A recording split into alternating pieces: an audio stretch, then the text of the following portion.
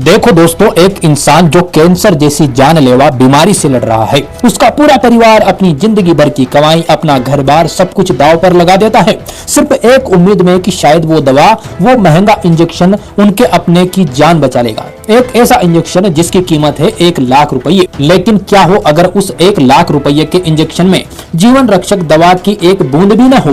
क्या हो अगर उसमें सिर्फ पानी और खतरनाक बैक्टीरिया भरा हो? जी हाँ, हमारे ही देश के हेल्थ केयर सिस्टम की एक बेहद खौफनाक और शर्मनाक सच्चाई सामने आई है। हाल ही में दिल्ली क्राइम ब्रांच ने एक ऐसे काले कारोबार का पर्दाफाश किया है जिसे सुनकर किसी की भी रूह कांप जाए।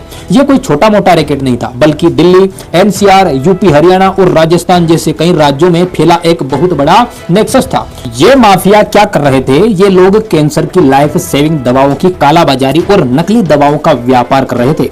और इस केस का सबसे दिल दहला देने वाला पहलू जुड़ा है राजस्थान के एक सरकारी अस्पताल से। वो एवालुबेम इंजेक्शन जो सरकारी अस्पताल में गरीब मरीजों को मुफ्त में लगने चाहिए थे, उन्हें वहां से चुराकर इस ब्लैक मार्केट में 1-1 लाख रुपए में बेचा जा रहा था।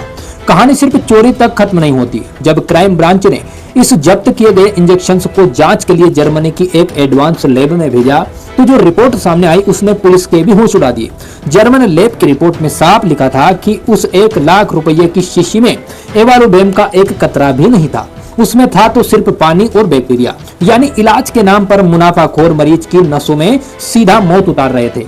एक तरफ एक मरीज जिंदगी की भीख मांग रहा था और दूसरी तरफ ये क्रिमिनल्स उनकी मजबूरी को करोड़ों के मुनाफे में बदल रहे थे।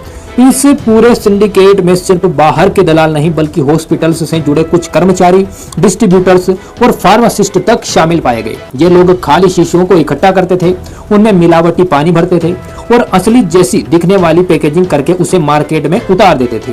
ये सीधा सीधा हमारे सिस्टम की उन कमियों को उजागर करता है जहां सप्लाई चेन में कोई ट्रांसपेरेंसी नहीं है। दिल्ली पुलिस की इस कार्यवाही से एक बड़ा नेटवर्क तो टूट गया, लेकिन ये घटना हम सब के लिए एक बहुत बड़ा सवाल छोड़ जाती है। जब बात जिंदगी और मौत की हो तो इंसानियत इतनी सस्ती और लालच इतना बड़ा कैसे हो सकता है? क्या हमारे देश में हेल्थ केयर सेक्टर में एक सख्त ट्रैक एंड ट्रेस सिस्टम की जरूरत नहीं है? आप इस पूरी घटना पर क्या सोचते हैं? मुझे कमेंट्स में जरूर बताइएगा। मैं मिलता हूं आपको ऐसे ही अगले वीडियो में एक और केस स्टडी के साथ। तब तक के लिए जागरूक रहिए, सुरक्षित रहिए। जय हिंद।